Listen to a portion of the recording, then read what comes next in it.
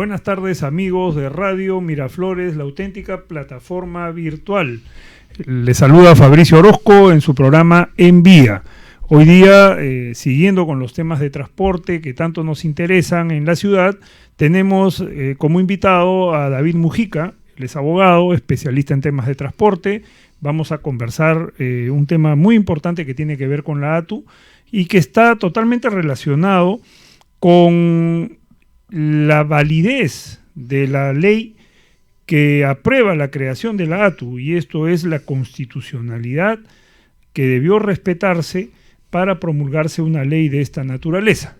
Entonces, sin más preámbulo, y de manera preliminar, decirles que, bueno, el tema de la ATU fue una ley que empezó a discutirse en el Congreso. Hubo una propuesta legislativa inicialmente presentada por el congresista Bruce, adicionalmente otra iniciativa presentada por la congresista Luciana León, posteriormente hubo una iniciativa presentada directamente por el presidente de ese momento, Pedro Pablo Kuczynski, y luego, sobre la base de estos tres proyectos de ley, empezó a discutirse todo este tema de la ATU, que además, previo a estos proyectos de ley, ya era un tema que se venía discutiendo en los foros de transporte, donde se veía la necesidad de tener una autoridad única, no solamente para transporte, sino una autoridad que regule el transporte, la movilidad, el tránsito en Lima y Callao. Sin embargo, se optó por el tema solamente del transporte público.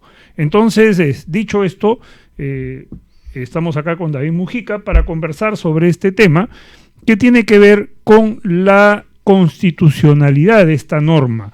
En estos últimos días se ha empezado a discutir mucho a raíz de una demanda de inconstitucionalidad planteada por la Municipalidad Provincial del Callao y que ha sido admitida por el Tribunal Constitucional. David, buenas tardes. Buenas tardes, Fabricio. Gracias por la invitación. Una vez más, acá en tu programa. Gracias muchas por venir. Gracias. Bueno, el tema es interesantísimo. A ver, dijiste algo que es sumamente interesante. Esta ley se vino discutiendo y se publicaron varios proyectos y varios anteproyectos. Correcto. Callao observó los proyectos, señalando que sí era una ley que tenía avisos de inconstitucionalidad. Bueno, Lima no dijo nada al respecto. Lamentablemente los congresistas parece que no escucharon o no quisieron escuchar y la ley salió así como la plantearon ellos. No hubo ninguna modificación, pese a que hubieron, diríamos, sendos pronunciamientos, sendos oficios que envió Callao hacia el Congreso. Ahora bien, ¿y por qué esta ley es inconstitucional? ¿Y por qué? Bueno, estamos hablando que esta demanda que plantea el Callao ha sido admitida por el Tribunal Constitucional. Perdón. Ojo que es un tema de forma, aún. Es correcto. Aún es un tema de forma. Vamos a entrar a discutir el tema de fondo cuando el Congreso conteste la demanda. Es correcto. Entonces, técnicamente, hay un auto admisorio, habrá una notificación al Congreso y el Congreso hará lo propio contestando la demanda. Ahora bien, ¿cuál es el principal fundamento de este tema de inconstitucionalidad? Y creo que a lo mejor tú y yo vamos a compartir esto.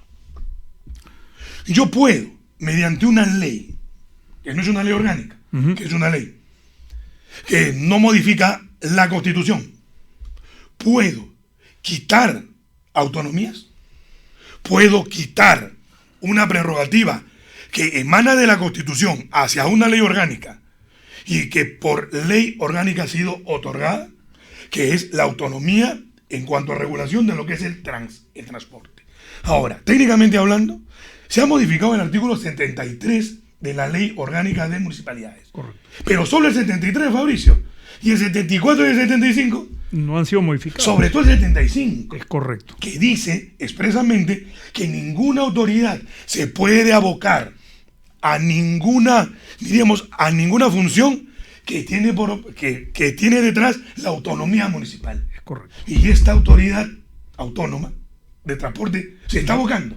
Ese es el primer tema constitucional, Fabricio. Claro, es que un poco para que nuestros oyentes y televidentes en la plataforma virtual vayan entendiendo el tema, hay que plantear el tema de la siguiente manera, ¿no? O sea, la Constitución establece que las municipalidades, como gobiernos locales, tienen determinadas funciones y atribuciones. Así es. Entre ellas, las funciones y atribuciones para legislar, fiscalizar y normar el tema del transporte público. Así es. ¿No? Entonces, esta Constitución se desarrolla, como lo manda el mismo ordenamiento jurídico nacional, a través de leyes orgánicas. Entonces, como consecuencia de la Constitución, surge la ley orgánica de gobiernos locales, o sea, de municipalidades y de gobiernos regionales. Así es. Y es esta ley de gobiernos municipales, donde está contenida la normativa que estamos hablando, que es la que establece cuáles son las funciones, atribuciones al detalle de los gobiernos municipales, en especial del gobierno metropolitano de Lima y en términos generales para los gobiernos provinciales como el gobierno provincial del Callao. Así es. Entonces ahí estamos con el artículo 73, 74 y 75, que son materia de lo que has comentado, pero que cuando se promulga esta ley de creación de la ATU, que en buena cuenta es quitarle las funciones a la Municipalidad Provincial del Callao y las funciones a la Municipalidad de Lima Metropolitana respecto del transporte público, ¿no? Crean una nueva autoridad autónoma y esta autoridad autónoma tiene su partida de nacimiento con la ley. Pero ahí es donde estaría el conflicto constitucional. Así es. Ahí está el conflicto constitucional, como diríamos, primer punto, que a mí me parece muy grave. ¿Por qué? Porque tú no puedes, si no modificas la Constitución. Correcto. Primer orden. Y también había otra ley que debía modificarse, la ley de descentralización. Tenía que modificarse. Lamentablemente no se modificó. Pero ¿qué hace esta ley extrañamente? Una ley bien estudiada, una ley bien preparada, deroga leyes muy específicas. Queden derogadas la ley A, B, C y D. Esta ley lo que hace es derógase todas las que se contrapongan. Y se acabó el asunto. O sea, no hace mayor análisis. Deroguemos todas las que no estén de acuerdo con esta. Eso no es un trabajo sesudo, pues. No. Eso es un trabajo entre gallo, medianoche, un trabajo apurado. Tanto como cuando Pedro Pablo Kuczynski dijo que con esta ley se iba a solucionar el problema de la vialidad urbana, se iba a solucionar el problema del transporte público. Como si el transporte público significara más del 15% de todo el parque automotor, ¿no? Correcto. O sea, es impresionante cómo tú pretendes solucionar el tema de la congestión o el tema de la vialidad. No, el transporte público es el que tenemos que solucionar. Oye, no son más del 13% o del 15%. ¿Cómo pretendes solucionar ese problema tan grande con un tema de 13 o de 15%? El transporte interprovincial, el de carga, el transporte particular, que son problemas serios. El transporte especial. Así es. El taxi. servicio de taxi. Así es. La movilidad escolar. Ahora el taxi Uber, imagínate. Claro. Que ahora también tiene Uber, tiene colectivo. Aunque no se llama colectivo. No, se llama entonces, ese es un tema. Otro tema que también llama la atención de esta misma ley. Y lo cual a mí me preocupa mucho. Se han nombrado ya a los representantes. Y estos representantes, 3 para Lima, 1 para Callao. Mira qué es lo que nos dice el artículo 10 de esta misma ley. Dice que estos 4 miembros tienen que nombrarse de acuerdo al reglamento de organización y funciones del ATU. Este reglamento solamente tiene un capítulo aprobado. ¿Cómo han podido nombrarse los 4 representantes? Yo no entiendo hasta ahora que fueron Tim Marín de Dopingüe. Voy a ver a quién nombro. O sea, hay primero un tema de orden constitucional, así es, que es el que estamos viendo, que es este tema que el tema de fondo es quitarle funciones a las municipalidades sin haber modificado la Constitución o, en todo caso, sin haber modificado la ley orgánica como corresponde. Porque modificaron solamente un artículo de la ley orgánica. Y se olvidaron de todo lo demás. Pero se olvidaron de los demás artículos de la ley orgánica que tienen que ser expresamente modificados. Que están vigentes, ¿eh? Y que están vigentes. Entonces, ¿cómo tienes una contraposición entre una autoridad que está asumiendo funciones, quitando autonomías, con la misma ley orgánica que dice no puedes hacerlo? Ahora, o sea, ahí tienes un conflicto fuerte. Ahora, el tema no es solamente con Lima, porque yo entiendo que la ATU para Lima es esta ley, pero de acuerdo a la misma norma, a esta misma ley, si se presentan las condiciones que se llaman de conexión, con vialidad le llaman ellos, ¿no? con urbanidad, lo que es la conexión, continuidad urbana. la continuidad urbana. En buen romance. O sea, por ejemplo, Le han querido buscar o sea, claro, pero mañana, por ejemplo, nosotros podríamos también proponer una ley de esta naturaleza para dos provincias que están prácticamente unidas, por ejemplo, la provincia de Huaura y la provincia de Barranca, sin salir de Lima. ¿No? Y si quiero salir de Lima, podríamos proponerlo para la provincia de Lambayeque, Ferreñafe y Chiclayo, que son 3 provincias. Entonces, este es un mecanismo que deja una puerta abierta para irle quitando funciones, atribuciones y facultades a los gobiernos municipales provinciales. E irlos concentrando en el Ministerio de Transporte. Así es. Entonces, perdón, Fabricio, volvemos a un tema que se discutió mucho con la ley de descentralización. Así es. Lógicamente, volvemos a centralizar la cosa. Entonces, esta norma no solo es un tema de ataque constitucional respecto de lo que es la forma como se promulga, la metodología para modificar la ley orgánica de municipalidades y gobiernos locales, sino que adicionalmente a eso es una norma que ataca directamente contra el espíritu y el objeto de la Constitución. Así es. Porque nuestra Constitución del 93 es una Constitución descentralista. Y porque a partir del año 2000 empezamos en el país todo un proceso de descentralización de todo lo que era el gobierno central. Así es. Y empezamos adicionalmente a todo un proceso de transferencia de competencias descentralizadas. Y ahora tenemos que volver la competencia. O sea, tienen que devolver esas competencias que descentralizaron o esas competencias que tuvieron que entregar vía esta ley de descentralización. Ahora tienen que devolverlas. ¿No estaremos creando un nuevo Sinamos? Ojalá que no. O no estaremos prácticamente, vamos a decir así, dejando de lado la Constitución y el espíritu de esa Constitución. Pero este tema era fácilmente solucionable, Fabricio. El Decreto Supremo 017-2009 MTC, el RENAC, estableció un tema de gestión común. Es correcto. Y si es que Lima y Callao no se ponían de acuerdo, el ministerio intervenía, nombraba y se acabó la historia. Así es. ¿Para qué quitabas competencias? Yo no entiendo para qué quitabas las competencias si podías establecer ese eterno problema, Lima y Callao, y rutas de interconexión. Podías solucionarlo con un decreto supremo. O sea, has creado un monstruo. Porque has creado un monstruo en el que la misma ley dice también que tienen que transferirse inmuebles, muebles, personal, lo cual te imaginas lo que es. Vas a transferir, vas a tener que liquidar a todo el personal de las municipalidades para transferirlos a la ATU. Eso sin contar a los nuevos funcionarios. Porque tenemos nuevos funcionarios y vendrán más y más nuevos funcionarios. Claro, porque la ley lo que establece, adicionalmente al tema de vamos a decir, de quitarle las competencias a los gobiernos locales, es decirles, bueno, señores de Lima, transfiéranme todo lo que es gerencia de transporte urbano, transfiéranme Protransporte, y al Callao transfiéranme gerencia general de transporte urbano, y al Ministerio de Transportes transfiéreme Autoridad Autónoma del Tren Eléctrico. Entonces, con todos estos componentes... Y con todo el personal. Y con todo el personal. Y con toda la infraestructura. Infraestructura. Inmuebles también. Inmuebles, activos. Todo. Y contratos de concesión. Y licencias y autorizaciones. Y ahí me preocupa algo.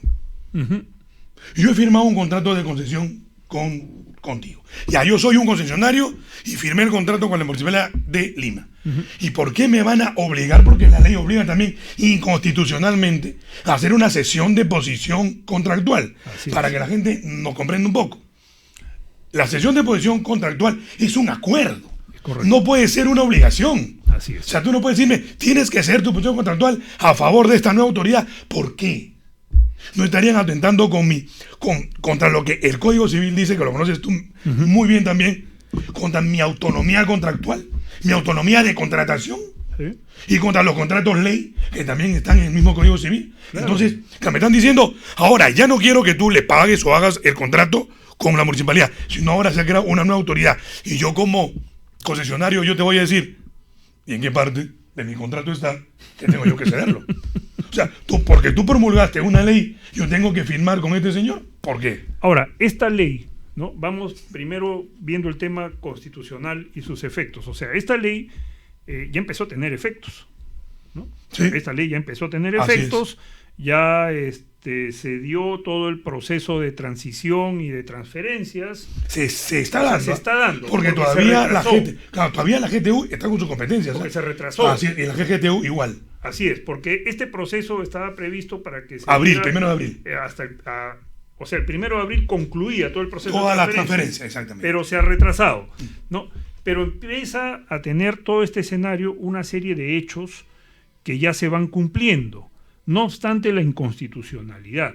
Entonces, esto es algo que los oyentes a veces no entienden, los que tenemos vamos a decir, técnico, ¿no? de formación jurídica, sí lo entendemos, porque los hechos que empiezan a ejecutarse, en buena cuenta, cuando tienen que retrotraerse porque no son válidos o porque no tienen eficacia, han generado un daño o perjuicio porque han generado un traslado patrimonial. Así es. ¿No? Entonces, podría también esta situación conllevarnos a que mañana más tarde el Estado peruano, bien sea en su primer nivel de gobierno central o en sus niveles de gobierno municipal, termine también pagando indemnizaciones por daños y perjuicios a los administrados, llámense concesionarios, llámense transportistas autorizados. Es muy posible que lamentablemente esta ley, hecha de forma muy apresurada, termine convirtiéndose en el peor talón de Aquiles de el gobierno o de la municipalidad, ¿no? Claro, hay un tema que hay que tener bien claro, o sea,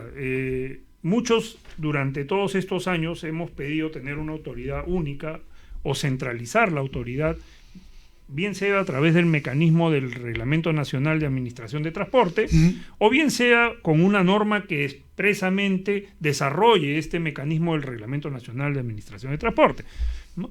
Pero siempre buscábamos tener una autoridad que solucione el problema entre Lima y Callao, porque definitivamente la Secretaría Técnica de Transporte de Lima y Callao no lo solucionó. Claro, en su momento nunca lo solucionaron. Nunca lo solucionó. ¿Te acuerdas que tuvieron que comer ese bichito de La Paz? Claro. Y siempre hubo conflicto entre Lima y Callao con la interconexión. Un conflicto que en algún momento mantuvo una paz, vamos a decir, una paz entre algodones, medio bamba. ¿no? Que se firmaban convenios, me acuerdo, entre las municipalidades provinciales. Hubieron acuerdos, ¿no? Desde el año 2010, ¿no? El 001, sí. 2010, 001, 2014, por ahí y hasta el año 2015. Sí. Que hubieron acuerdos, ojo, acuerdos.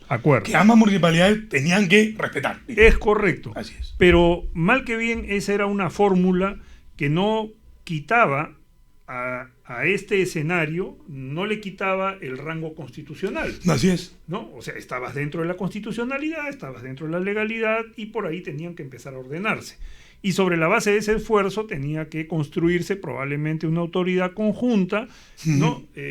Pero hasta que Lima dijo en un momento, yo no respeto tu ruta del Callao. Ahí fue tal vez el punto de quiebre. Digamos. Ese fue el punto detonante, que fue el detonante. Cuando vino la licitación de los corredores complementarios. Yo no respeto nada de lo que he firmado. Cuando adicionalmente a eso, yo me acuerdo que en las bases de la licitación de todos los paquetes de los corredores complementarios, paquetitos, paquetones y paquetazos. Paquetazos, ¿no? Se establecía claro que se reconocía la experiencia de los operadores de las rutas solo de Lima, no a los operadores de las rutas del Callao, con lo cual se excluyó a las empresas de transporte del Callao y se les impidió que participaran en la licitación. Eso fue gracias a la presidencia de Fernando Pereda, que era el presidente del comité de licitación. Y del señor Humberto Valenzuela, que era el jefe de corredores. Entonces, así de sencillo. El origen de este conflicto que se agudiza en los últimos, vamos a decir, en los últimos 6, 7 años, tiene ese origen en la licitación de los corredores complementarios. ¿No? Así es. Así de sencillo. A partir de ese momento hay un conflicto ya totalmente irreconciliable entre Lima y Callao. ¿No? Frontal. ¿No? Yo no voy a respetar, Lima, en Morro Más dijo, tú no pasas de la avenida Fawcett. Así es. Y date la media vuelta. Porque no entra por Javier Prado, no entra por la Marina. Porque yo he diseñado mi burbuja fuera del Callao. Ahí viene el problema. Y ahí viene el problema y luego, claro, vienen estos dos proyectos de ley iniciales presentados, uno por Bruce, el otro por Luciana León, que eran proyectos bien tibios, vamos a decirlos así, eran muy, muy, muy básicos. Pero luego viene un proyecto de ley que presenta Kuczynski en su primer discurso. Claro, y él pretende justificar el tema con el transporte público. Es correcto. Así, pretende justificarlo. Pero fue su primer y último discurso. Claro. Y ahí es donde nace la inconstitucionalidad del tema. Exactamente. Y ese tema no se corrigió, a pesar, como te dije, que el Callao envió sendos oficios señalando lo que yo te estoy diciendo. Ahora, perdón, disculpe, Fabricio, porque parte del fundamento de haber presentado esta demanda de inconstitucionalidad ante el tribunal, es ese. Es correcto. El haber quitado la autonomía, haber quitado autonomías sin haber respetado lo que la Constitución dice. Y yo considero que si el Tribunal Constitucional, lejos de hacer un papel eminentemente político, ojalá no lo haga, ojalá ingrese al tema técnico como lo he hecho en 2 o 3 oportunidades muy interesantes, con esta ley de los funcionarios. Es correcto. Lo hizo bien, muy interesante. Ojalá que ahora también entre a discutir este tema de manera técnica y se dé cuenta que sí. Y si la ley tiene que ser modificada o tiene que ser corregida o derogada, tendrá que hacerse. Pero por el bien de la ciudad. O sea, tú no puedes... A ver, el fin no justifica los medios.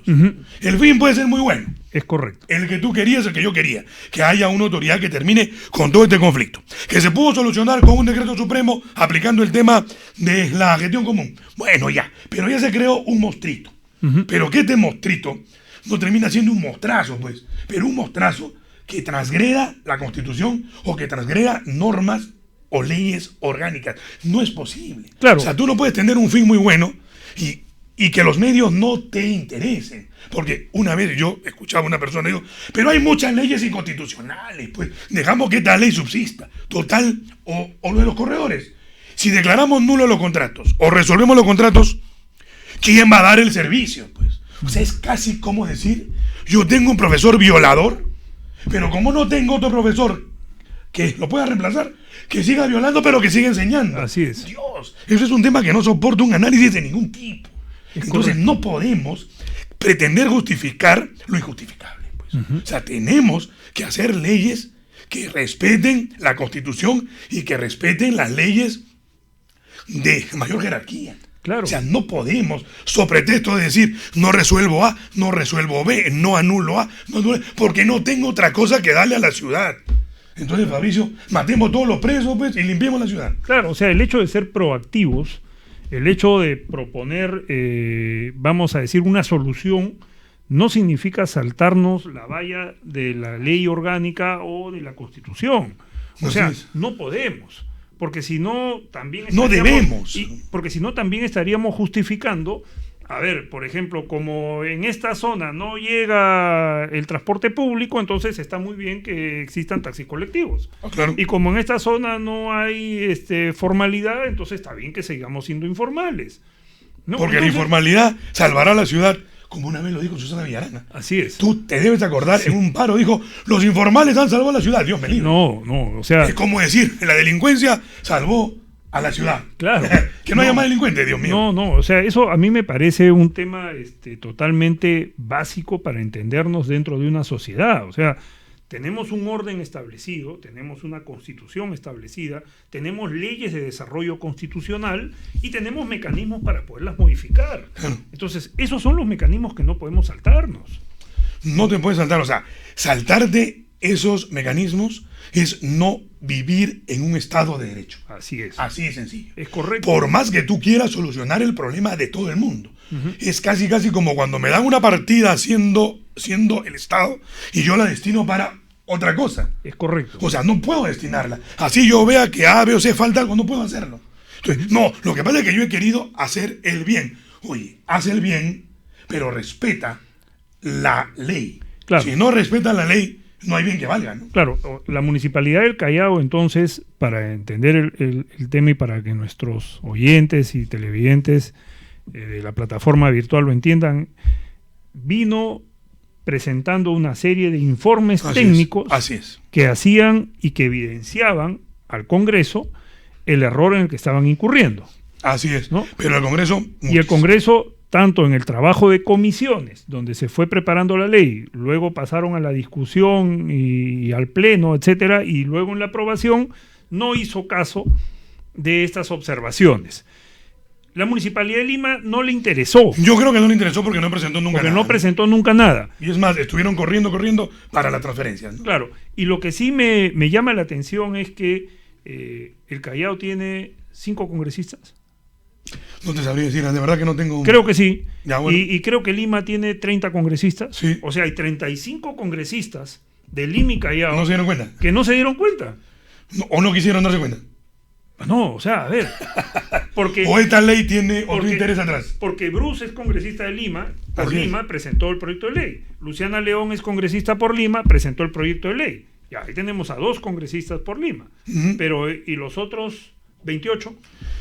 Por Lima. No saben, no opinan, no piensan, no quieren pensar, pero como yo dije, yo de verdad pensé, Fabricio, que esta ley iba a ser observada en la Comisión de Constitución.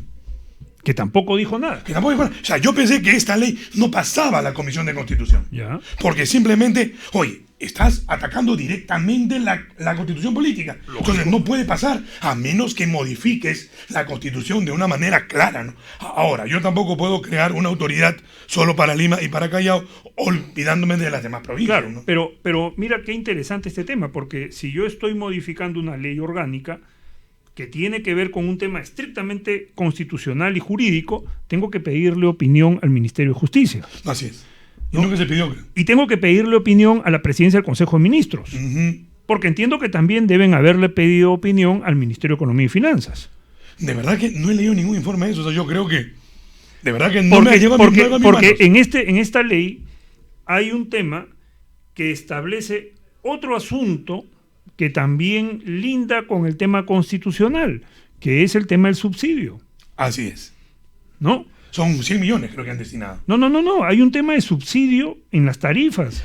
Cuando se implemente el sistema de transporte público para Lima y Callao. Pero yo me pregunto, Fabricio, ahora que hablas tú, que justo sí, hay un tema bien interesante con el tema de subsidios. Los corredores y el metropolitano, ¿no se vendieron como autosostenibles? Sí, por supuesto. ¿Por qué los subsidios? Ahí viene el tema, ¿no? Mira, hay un caso que es dramático y que hoy día lo están viviendo en Buenos Aires, que son las empresas de transporte amigas de los Kirchner, ¿no? Empezaron a jugar con el subsidio. Pedían mayor subsidio, el gobierno central les daba mayor subsidio, y el subsidio era la compensación de la corrupción. Porque con lo que entraba del subsidio, un porcentaje del subsidio iba a la cuenta de los Kirchner. ¡Wow! Eso está ahorita en un proceso de terrible, corrupción, ¿no? En Buenos Aires. Sí. Ahí tienes mucha razón. Entonces el subsidio puede ser una solución. Estamos de acuerdo. En el mundo, la mayoría de los sistemas de transporte son subsidiados. Así es. Estamos de acuerdo. Eso sí es verdad. ¿No? Yo creo que ninguno se vende como autosostenible. Es correcto. Pero hay mecanismos para tratar de que sean autosostenibles, ¿no? En el caso, por ejemplo, del metropolitano, habían elementos básicos como, por decir, había una inversión a costo hundido por parte del Estado. Ya. Había un sistema que estaba propulsado por gas natural, con lo cual no dependías de los precios del crudo a nivel internacional, sino del precio. Con lo cual también tienes ahora un problemita con el gas natural, ¿no? Y ya tienes un problema ahora. Pero, por ejemplo, hay formas de ir jugando de manera tal que el Estado no se compre al 100% los subsidios o en un porcentaje mayoritario, ¿no? Se juega también el subsidio cruzado, por ejemplo, en las tarifas, como es en el sector eléctrico, ¿no? Pero establecer de lleno que el sistema va a ser subsidiado ya es un tema que llama la atención, ¿no? O estamos volviendo, Fabricio, a lo que no queríamos volver, a la intervención del Estado en la economía. Por eso, entonces, vuelvo al tema constitucional, porque mira que es revolvente el tema, ¿no? O sea, hemos visto que ha habido un mecanismo por el cual se quitan facultades y competencias a los gobiernos locales a través de una ley que no ha cumplido las formalidades para ser aprobada como tal, por tanto es inconstitucional o sería inconstitucional. Luego, se modifica una ley orgánica, pero se modifica la ley orgánica respecto de un artículo y no de los demás artículos que deben modificarse, con lo cual tenemos otro aspecto que podría ser atendido como inconstitucionalidad, ¿no? Adicionalmente a eso, tenemos un tema de fondo conceptual, de sistema de país, en el que nosotros proponemos a través de nuestra Constitución la descentralización, ¿no? proponemos que el gobierno central deje de tener facultades y se empiecen a transferir a los gobiernos locales. Hacia las provinciales, locales o regionales. Y acá es un fenómeno a la inversa. Tengo que devolverlo. Y adicionalmente tenemos el tema de los subsidios, que estaría en buena cuenta contradiciendo lo que es el capítulo económico de la Constitución. Que el Estado no va a ser empresa. Es correcto. No puede hacer empresa. Y aquí estaría entrando. O no puede terminar sustituyendo a la empresa la con empresa privada. subsidios de esta naturaleza. A menos que la misma Constitución habla de un tema muy puntual, ¿no? Muy puntual. Cuando no hay. Así es. Cuando no hay ninguna empresa, ¿no?, que pueda dar un determinado servicio. Ahí el Estado podría. Bueno, constitucionalmente hablando, ¿no? Pero ese no es el caso. Claro. Ahora, y lamentablemente, mira tú, tenemos esta ley inconstitucional, y no solamente inconstitucional, tenemos a los funcionarios que, uy. Claro, entonces ese es el siguiente tema, ¿no? El siguiente punto. El primer punto es el vestido está mal hecho. Así es. O sea, está mal concebido, vamos a decirlo en esos términos. El vestido y la ropa interior. Y la ropa interior. Y la ropa interior. No solo el vestido. Pero hay un tema adicional que tú has venido comentando ya en otros medios, ¿no? Uh-huh. Y nosotros aprovechamos que estés acá, que tiene que ver ya con los hechos concretos. Así como se promulga la ley, ¿no?, hace unas semanas se designó al presidente del consejo directivo de la ATU y adicionalmente a eso a los miembros de este consejo directivo, que a la sazón son dos miembros designados por el Ministerio de Transportes y Comunicaciones, uno de ellos lo preside, ¿no?, uno designado por el Ministerio de Economía y Finanzas, otro designado por el Ministerio de Vivienda y Construcción, y los 4 restantes son designados por la Municipalidad Provincial de Lima y la Municipalidad Provincial del Callao en proporción a la población y siempre que de 3 a 1 ahora. Estas sean las municipalidades que están hoy día dentro del criterio de conexión y de conurbanidad, ¿no? Ese es el esquema. El esquema de los 8 miembros. De los 8 miembros. Que son 8 miembros. Pero, ¿qué pasó cuando aterrizamos con los 8 miembros? Porque como presidente han designado a Humberto Valenzuela. Así es. A ver, y aquí un tema que creo que parte desde la misma señora María Jara, ¿ya?, cuando es nombrada ministra. ¿Por qué? Porque tú te vas a encontrar en la ATU a los casi, diríamos, los funcionarios que participaron con Susana Villarán en los 5 corredores. Tienes a la señora María Jara como ministra, bueno, que ella es la que nombra. Tienes al señor Humberto Valenzuela. María Jara, en la época de Susana Villarán, fue gerente de transporte urbano y miembro del directorio de Protransporte, porque así le tocaba. Correcto. Entonces, técnicamente, ojo, y esto es muy importante, porque esta denuncia penal que tienen todos estos funcionarios, de verdad ataca el meollo de los 5 corredores. Corredores que va a administrar la ATU ahora. Ojo. Ahora bien, tenemos a la señora María Jara, Susana Villarán, al señor Humberto Valenzuela, gobierno de Susana Villarán, al señor Fernando Pereira, también gobierno de la señora Susana Villarán, hoy gobierno del señor Muñoz. Tenemos al señor que es, asesor directo de la señora María Jara, el señor Rubio Guerrero, que también fue, aparte de eso, una vez que dejó de ser funcionario de la Municipalidad de Lima, para ser funcionario del MTC. Pero bueno, tenemos también al señor Guerra García, tenemos al señor Tapia y tenemos al señor Arzubialde, que te debe sonar el apellido. Sí. Te debe apellido porque este señor ha sido condenado ya por el tema Lanzac. Correcto. Y también está inmiscuido en esta denuncia penal contra estos funcionarios o exfuncionarios del gobierno de la señora Susana Villarán.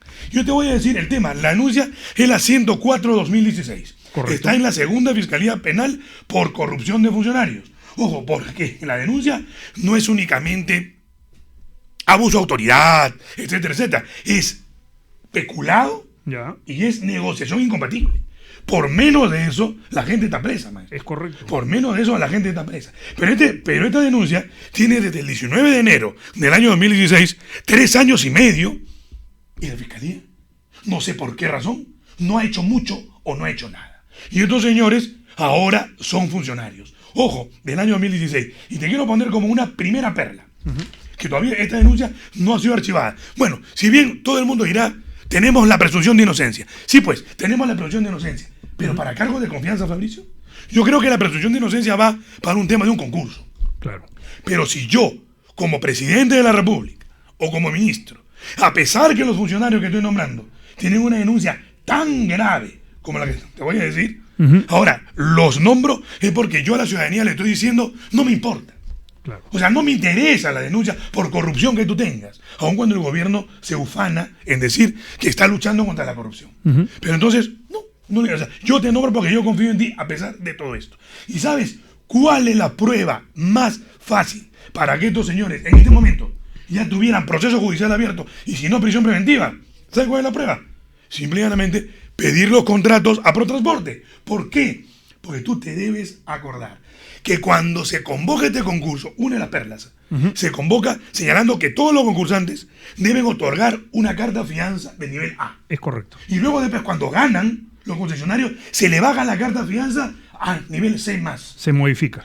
Con lo cual ya podían entrar las cajas municipales. Es correcto. Entonces, o sea, yo postulé sin tener espalda financiera, pero ahora tú me lanzaste, tú como funcionario de Protransporte, todos estos señores dijeron, bajemos la carta fianza. Eso no es negociación incompatible, Fabricio. Pero lo hicieron además una vez que ya se había otorgado la buena pro. Sí, o sea, eso es lo peor. O sea, no lo hacen. Ni siquiera fueron las bases. O sea, no lo hacen cuando se integran las bases. Así es. Y que era el momento. Que era el momento de modificarlo. Pero ahora, ellos lo hacen después que ganaron.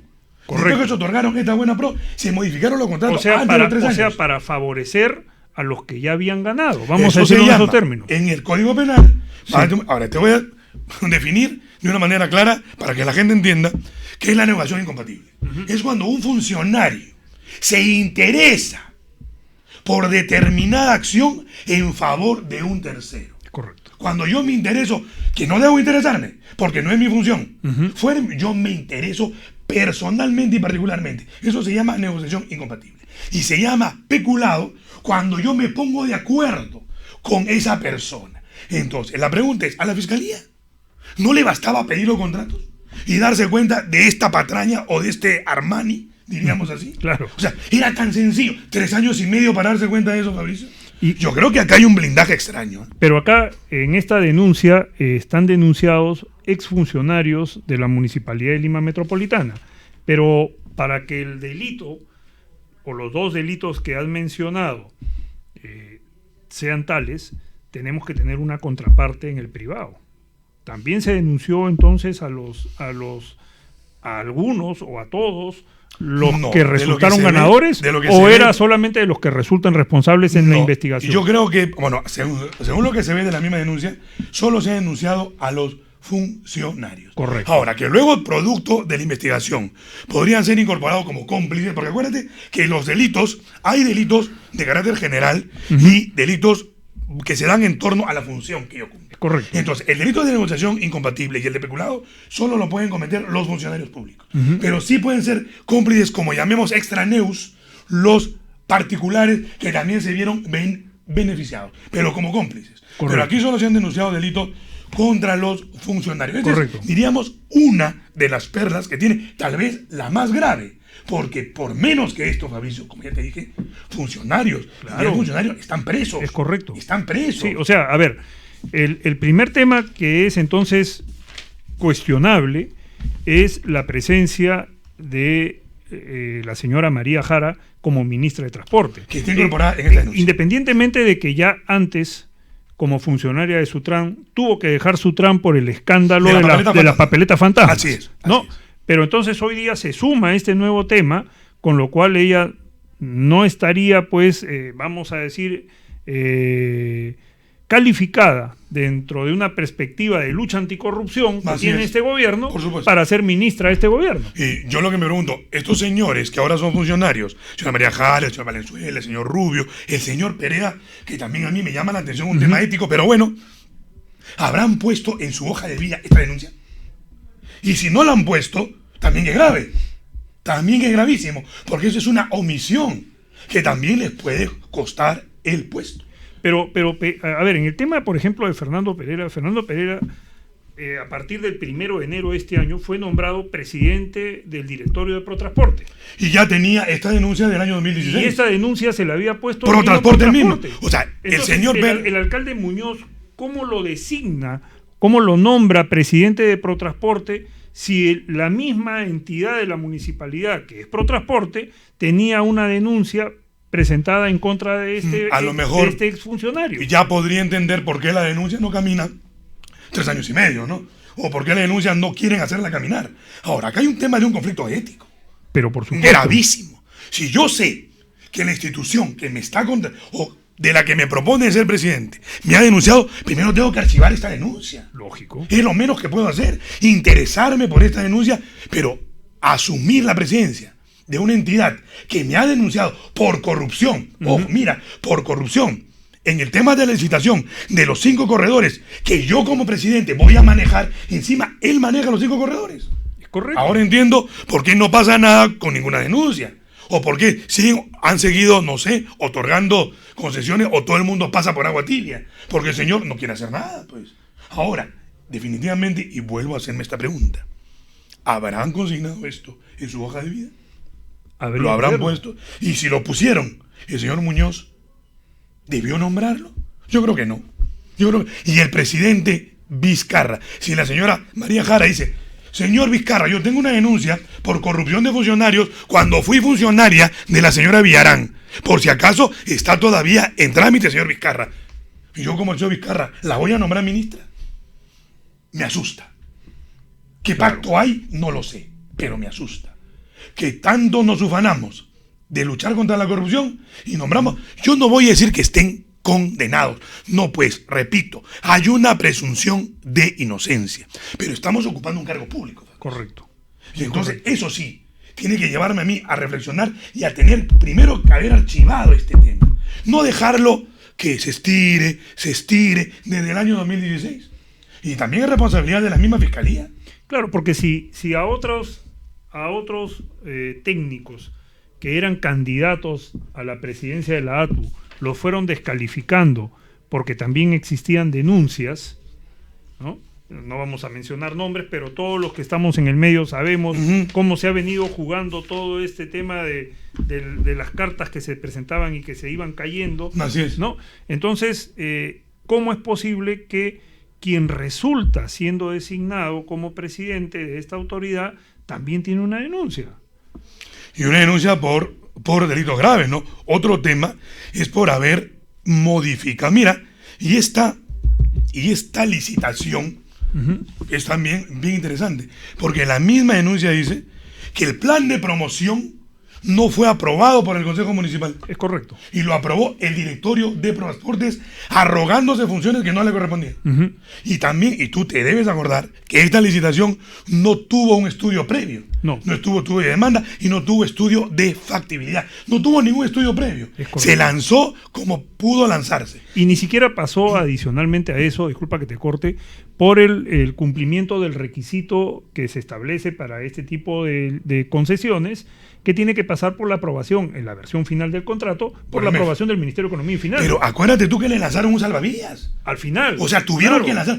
A ver, yo vamos a ir centrando los temas. Ya, a ver, señores, no lo llamemos corruptos, pues. Ya. Porque no están condenados.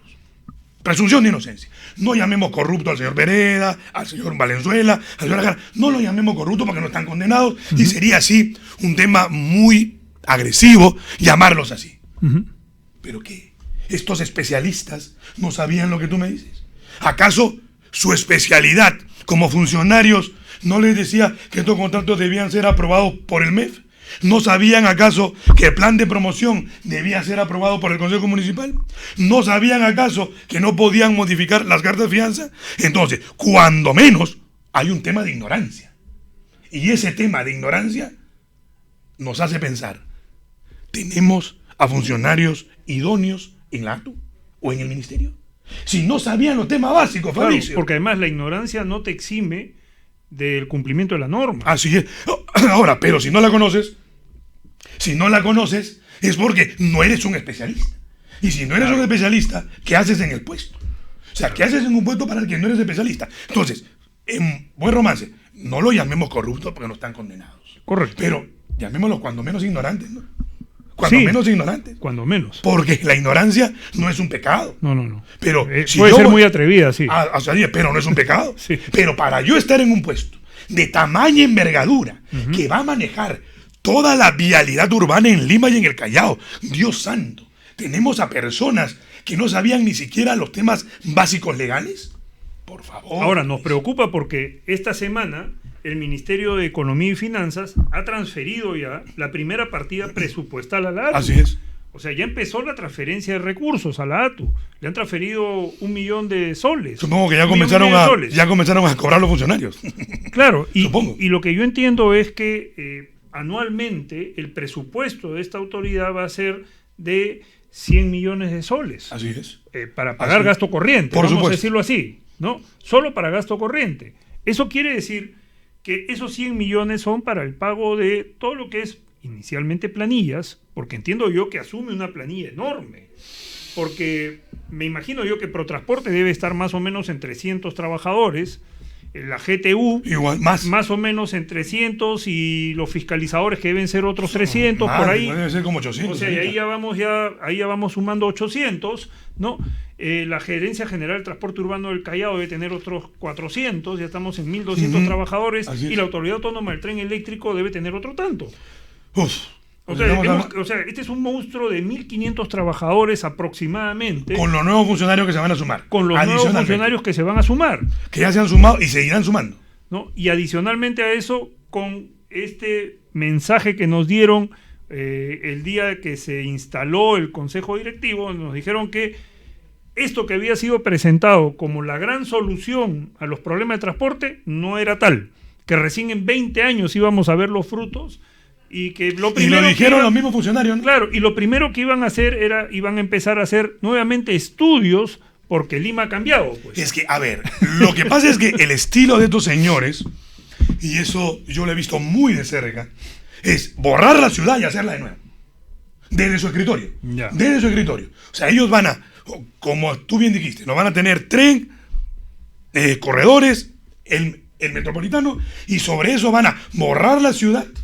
Van a volver a crear paquetitos, paquetazos y paquetones, y van a licitar todo. Y es muy posible que la licitación sea internacional, y con lo cual tú sabes que ya todo el transporte nacional se terminó, y van a entrar los que puedan entrar, con los recursos que puedan. Y no sé, será pues Ñapancha, Ariel, ya sabes a lo que me refiero. Ojalá que no sea así. Ojalá que no sea así. Ojalá que no sea así, porque el tema asusta. Porque tanto así que uno de los gerentes de un corredor tuvo que decir, por si acaso yo alquilo esos buses, ¿te acuerdas qué pasó? Sí, claro. Cuando estuvieron relacionados a un tema de lavado de activos. Y yo me pregunto, ¿no que los corredores no tercerizan? O sea, ¿no que los corredores, los buses tienen que ser propios? Es que, a ver, cuando se lanzó la licitación de los corredores complementarios, se suponía que los buses tenían que ser propiedad de la empresa. O, en todo caso, estar bajo las figuras de los arrendamientos financieros o arrendamientos operativos. Pero de la empresa que preste servicio, la empresa no más concesionaria. Así es correcto. Pero ahora este señor dice que él alquilaba esos buses. Entonces, ¿no es un afiliador también? Es un afiliador. Prácticamente están repitiendo el esquema. Que son afiliadores. Claro. Porque si no, no se puede explicar uno cómo esos buses viejos de propiedad de terceros siguen funcionando en todos los corredores. Porque eso es afiliar, pues. A los particulares que eran dueños, les han dicho, pon tu bus a mi nombre, de fantasía nomás, vía simulación nomás, ponlo a mi nombre, lo que hacen todas las empresas ahora.